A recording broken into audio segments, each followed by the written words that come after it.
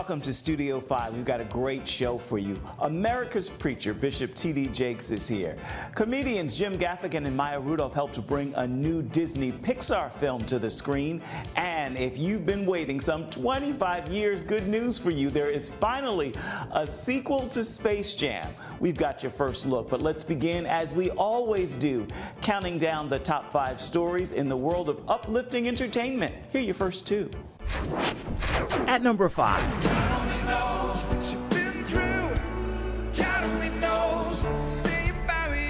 From making music to making movies, for King & Country's Joel and Luke Smallbone tell The Hollywood Reporter they have 2 movie projects. The first is a documentary following the Australian brothers and their singing sister Rebecca St. James as they return home after conquering the music world. And the second is a family dramedy on the Smallbone family's journey to America. There's a great metaphor in the whole film, music video or film, depending on how you look at it. At number 4. This is the life of Bohemia. It's a Studio 5 first look at Lin-Manuel Miranda's feature film directorial debut. Tick-Tock Boom is the story of a promising theater composer navigating love, friendship, and the pressures of life. Lately, I've been hearing this sound. Like a tick, tick, tick.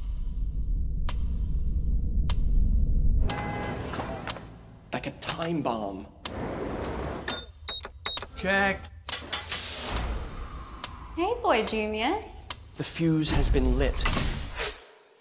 That begins our countdown and brings us to this week's Studio 5 Sit Down.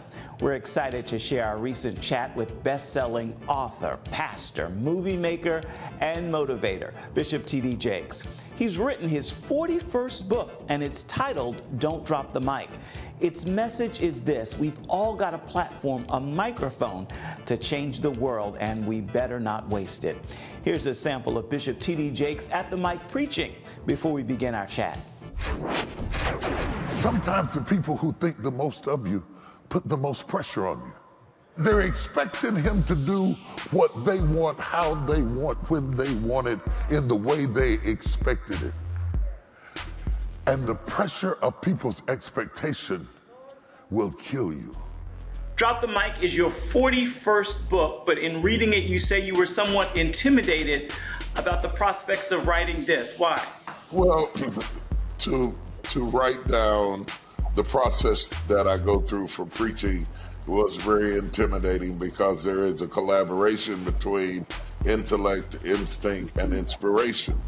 And to articulate how that is weaved together is something I've never been asked to do before. You know, and it was like asking your grandmother for her recipe for pound cake, you know. When it comes to preparing a sermon, and you outline a lot of this in the book, what's the hardest part for you? The sequence. I gather all the information, I put it all in notes, and then the hardest part is to figure out what to tell first so that it is followable by a hearer who hasn't been studying it for days. The sequence through which you introduce information has a lot to do with how you captivate the audience. Women aren't safe. Men aren't safe. Black folks ain't safe. Asians ain't safe. Latinos aren't safe. Ain't nobody safe now. Everybody's a victim right now. All hell is breaking loose everywhere. You got to know whose child you are. I realize our country is trying to have a conversation, and we don't know how to communicate with each other. Everything literally blew up, and there was such a crisis going on. There was so much anger. There was so much hostility, and it erupted in such a way that all of the infection began to ooze out in the press and the public, on social media and everywhere else. And people started yelling at each other. And what we really need to learn how to do is to talk to people not that are like us, but that are different from us. One of the great things about Jesus talked to everybody. He talked to the woman at the well. He talked to a woman who was possessed with demons. He talked to wine bibbers. He engaged the Pharisees, the Sadducees. He was not afraid. He did not become cliquish and get into a clique and avoid the opportunity to engage people from different walks of life. How would you suggest we begin that conversation, talking to people who are not like us? How do we begin? Let's not begin on Twitter.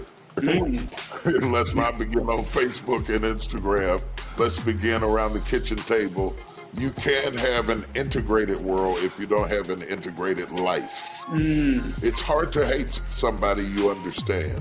What did you learn about yourself during this time and in the writing of this book? That articulating emotions as opposed to biblical characters and facts are something that is a work in progress, that I have to force myself to say even positive things sometimes, that I can be a little bit shy about discussing those things, even though I talk for a living. You not only preach, but you make movies as well. How do these lessons of Don't Drop the Mic translate to the decisions and the moves you've made in making films? Oh, such a great question. Thank you for that question. Because people often see them as different things, but I see them as the same thing. I'm a storyteller. Whether it's just me and a microphone or whether it's a cast and a movie, it's a storyteller. I think Jesus was a storyteller. A lot of times they would ask him a question, he would tell a story. In today's language, he would do a movie. A certain man had 2 sons. That didn't really happen. It was a movie. And he used the movie to teach a truth. All of my movies have a message in them. Whether it is overt or covert, there is always an underlying message or undertone that is uplifting, that is for the betterment of people, and that is surrounded with enough drama that it is captivating and hopefully entertaining as well. Title of the book is Don't Drop the Mic. So do we all have a mic? Absolutely, yes. My mother had a mic. She shaped who I was. She taught me how to think. She taught me how to think about myself. She taught me how to feel about my life. My father, even though he ran a janitorial service, he had a mic. He taught me a work ethic. He taught me some values. He taught me not to finish till the job was done. I think it's important that you realize that when I say don't drop the mic, it's not always a literal mic. It's influence. Don't give up your influence. Bishop T.D. Jakes' Don't Drop the Mic is available right now wherever you purchase your books. It's also available on audiobooks, and there's a study guide. I promise you, it is a great read. Still ahead. Luca is about these 2 sea monsters, and they experience the world outside the water. We're taking a deep dive into Luca. Well, all right, young man. You're not fooling anyone. With the cast who brings the animated story to life. Lorenzo is Luca's father, and he is well-intended. Unlike his probably overprotective wife. It's all next. Life. It's meant to be lived fully. Jesus said it. I came to give you life. Life to the fullest.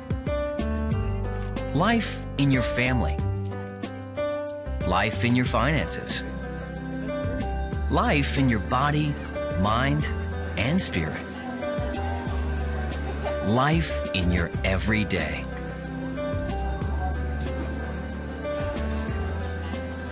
At CBN.com, we're taking what Jesus said seriously. We're here to help you discover life.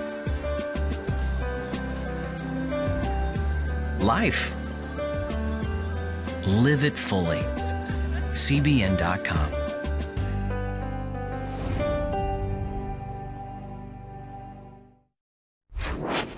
At number 3.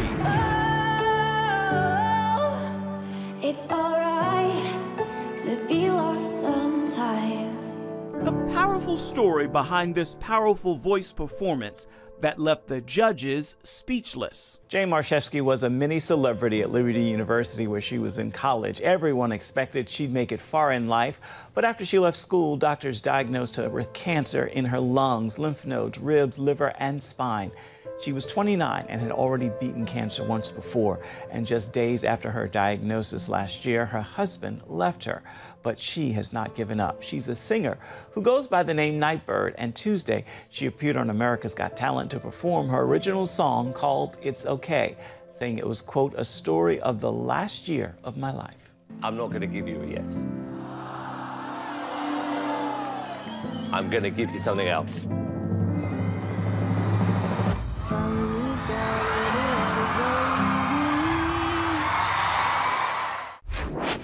At number 2. I just want them to love Jesus.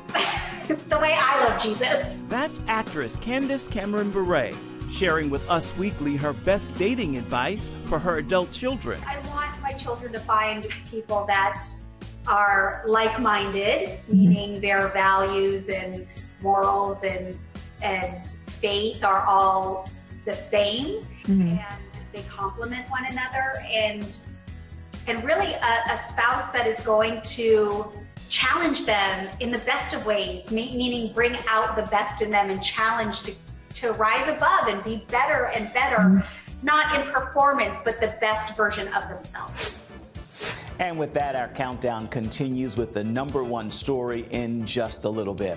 Right now, we want to travel to the Italian Riviera with Disney Pixar's latest release. Luca is an animated picture about friendship, and the cast includes Jacob Tremblay, Jack Dylan Grazer, Maya Rudolph, Jim Gaffigan, and more. Here's your Studio 5 first look.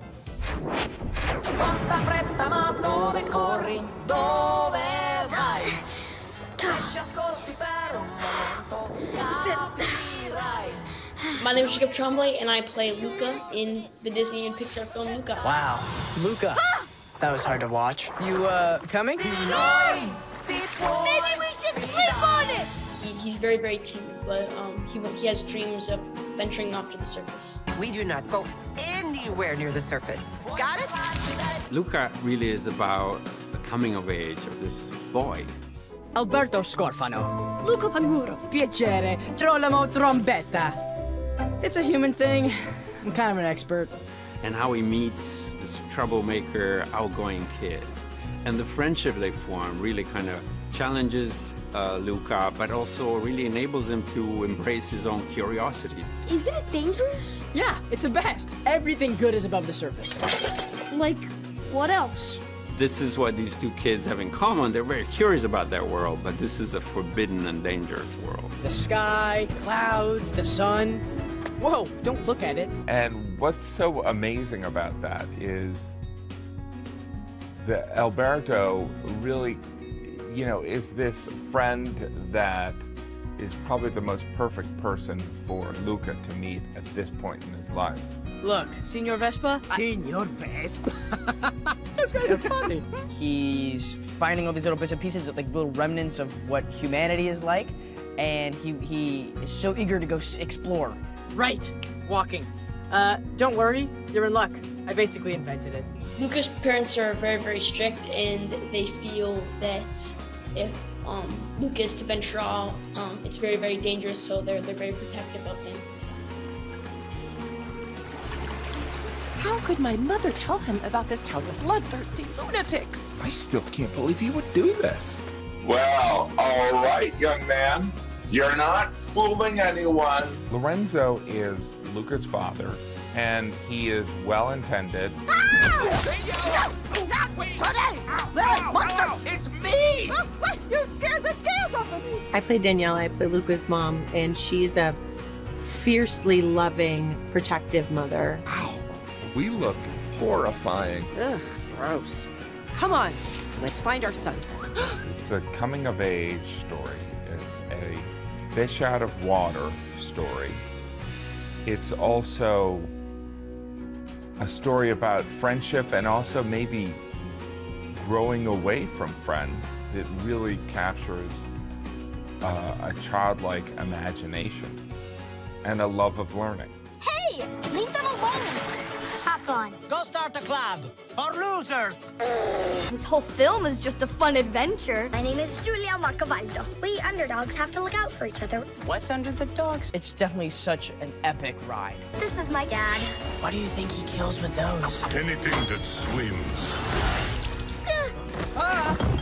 Luca will, without a shadow of a doubt, transport you to this awesome, vibrant, lively summer. I really hope this is a big dive into a beautiful aqua green sea. And I hope that really, makes us think about the friendships that have helped us find ourselves. There's a million things you think you can't do. All you need is a chance to try. The story has some really great lessons to it, like never judge a book by its cover, and I hope both audiences, old and young, learn to silencio Bruno and go with their heart's desire and follow their dreams, and challenge themselves to make new friends and accept others for who they are and not how they look on the outside. Silencio Bruno! Silencio Bruno! Silencio Bruno! Silencio Bruno! Can you still hear him? Nope, just you! Good! Now hang on!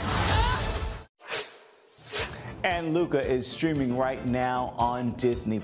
You can check it out without ever leaving home.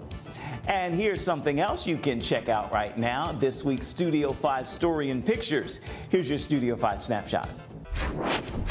Music man Amir Questlove Thompson makes his debut as a filmmaker with a powerful documentary. It's part music film, part historical record of an epic event that celebrates Black history, culture, and fashion. Summer of Soul is a look at the Harlem Cultural Festival, filmed over the course of 6 weeks in the summer of 1969. The footage was never seen and largely forgotten until now. These images from the film are this week's Studio 5 snapshot. Coming up on Studio 5. I'm a cartoon? Ah! It's a sequel some 25 years in the making. What's up, Doc? We have your first look at Space Jam: A New Legacy. Remember for a moment what it was like to be a child. You believed every story you were told. You saw a world full of endless possibilities. What stories will the world's orphaned and at-risk children believe? We believe the Bible tells the only story truly worth believing. We believe that every child should have the opportunity to dream, the chance to take challenges and turn them into possibilities, the chance to stand on the promises of God, to recognize their place in the greatest story ever told. They have their whole lives ahead of them. Theirs is a world of endless possibilities. They are looking for a story to believe. We will tell them that story. Will you join us?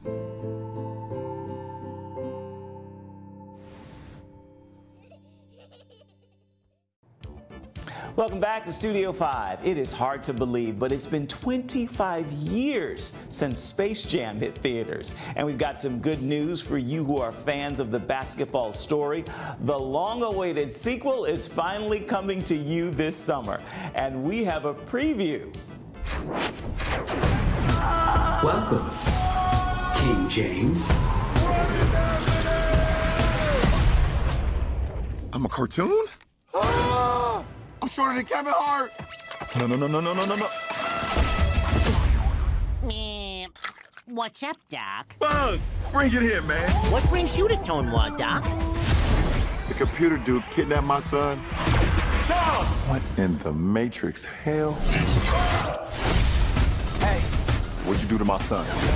The only way you're getting your son back is if you and I play a little basketball. You want to play me in basketball? I need to assemble an elite team. You need a dream team. I'll take it from here. Sam, shoot the ball. Let's try that again, shall we? We'll get your son back. I promise. What's happening? Pump up the jam. I look expensive. Introducing the Goon Squad! I got it!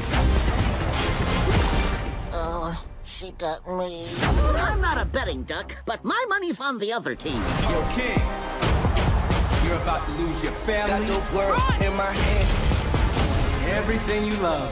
Well, at least we're good. Oh, and I almost forgot. All of the tunes will be deleted, so... Come on, guys. The Toon Squad doesn't give up. If we're going out loony. Up the jam. You gotta win this game and get our son. Let's go, Toons! I've got hops. Coming off the bench, Wile E. Coyote.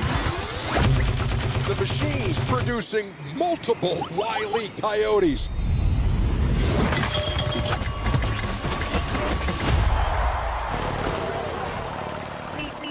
Well, that happened. And you'll be able to catch Space Jam: A New Legacy next month. With that story, we have made it to the final story in this week's countdown of uplifting entertainment news. Here's what's finishing on top this week. At number 1. Please don't hold your breath. Just breathe. That's just one song from the new Maverick City Music Project, recognizing Juneteenth and being released this Friday. What Juneteenth is, June 19th. All right, in 1865, everybody was supposed to be free, but there was some people who didn't know they were free. We want to celebrate everyone's freedom. We want to celebrate the reality that God created us equal, that we are all humanity, that we are all God's children, and we all deserve to enjoy the taste and see that God is good. Throughout this album, you'll hear the pain, you'll hear, but you'll also hear the rejoicing. We wrote a song today about being able to exhale. It's a miracle we can breathe. The project includes guest artists like Jonathan McReynolds, Jacqueline Carr, and Todd Delaney. Were you surprised that that happened at the time that it happened? I think, man, when you look at everything that's happening, Maverick City has become a very, very necessary movement. And so they are right on time when the world has needed unity much, much more. They're kicking down walls, and I'm just, when they ask me to come and be a part of the stuff, I get pumped up because I see that what they're doing is right on time to respond to what Satan has unleashed to divide the world, and especially the body of Christ. Just moments away. A recent study that was done in Germany's Mainz University Medical Center says an increasing amount of noise can actually throw your heart out of rhythm. Bishop T.D. Jakes settles our hearts with a final word. It's the new Superbook Bible app. It's packed with games, activities, and Superbook episodes that you can watch for free. Oh, no! There's trivia, a fun daily devotional, and answers to your Bible questions. Plus, an easy-to-understand Bible the whole family will enjoy. You can even create your own Superbook character. Ta-da! It's the new Superbook Bible app. Free downloads on iTunes, Google Play, and Amazon. On the home front. Thanks for joining us for CBN's On the Home Front, where we highlight what the men and women of America's military do to defend our country. CBN honors the men and women in our military with an initiative called Helping the Home Front. It partners with churches across the country to meet the needs of their military families, from repairing homes to wiping out medical bills for wounded veterans. Wednesday at 3 on the CBN News Channel. Get Protect Your Sleep and discover how to improve the quality of your life. A free DVD or booklet from the Christian Broadcasting Network. If you're not a great sleeper, you can do things to make yourself a great sleeper. If you're already a pretty good sleeper, you can enhance your sleep and be even better. 5 leading experts help remove the obstacles between you and restorative sleep. When you don't get a restful night's sleep, you wake up with an accumulation of stress. Call 1-800-700-7000 or go to cbn.com to get your free DVD or booklet today. Everything you do better with a good night's sleep. You'll discover how food affects your sleep, how to put insomnia to rest, explore effective remedies for sleep apnea, and much more in Protect Your Sleep. Wake up to your best life and get Protect Your Sleep today. Call 1-800-700-7000 or go to cbn.com to get your free DVD or booklet. Welcome back to Studio 5. This week's soundtrack comes from a guest we've had on the show, Cynthia Erivo. This is the first track from her forthcoming album. Take a listen and hear why The Good is playing in my ear.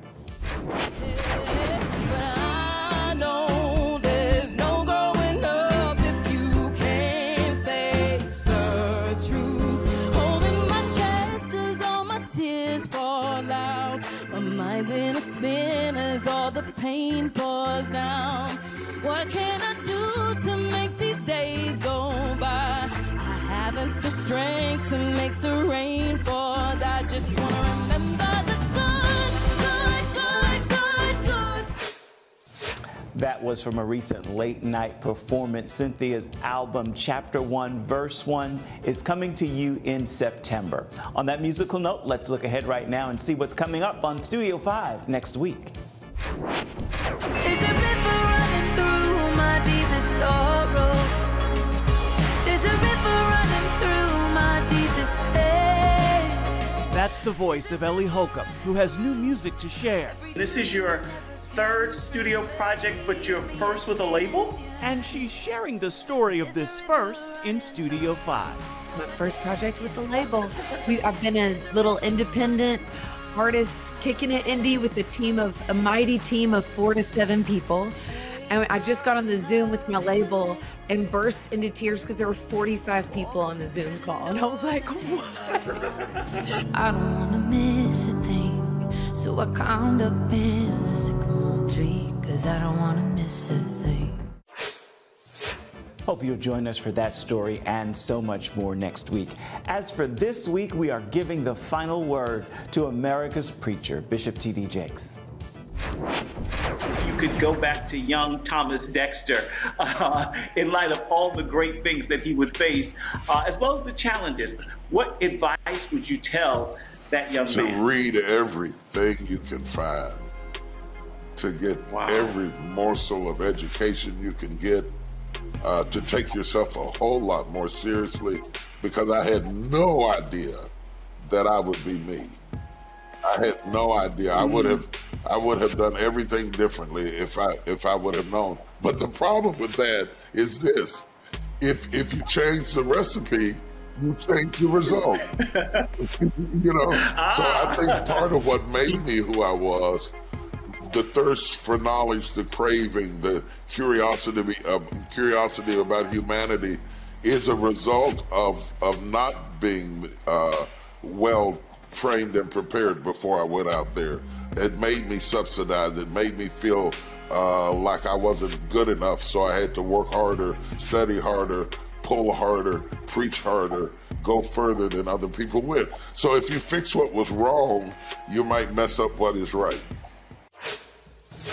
Bishop Jakes, that is a great final word for this edition of Studio 5 and this week's look at uplifting entertainment. Until next time, I encourage you to make time to uplift someone around you, and then please come on back and see where Studio 5 takes you next week. Bye-bye. Thank you for watching.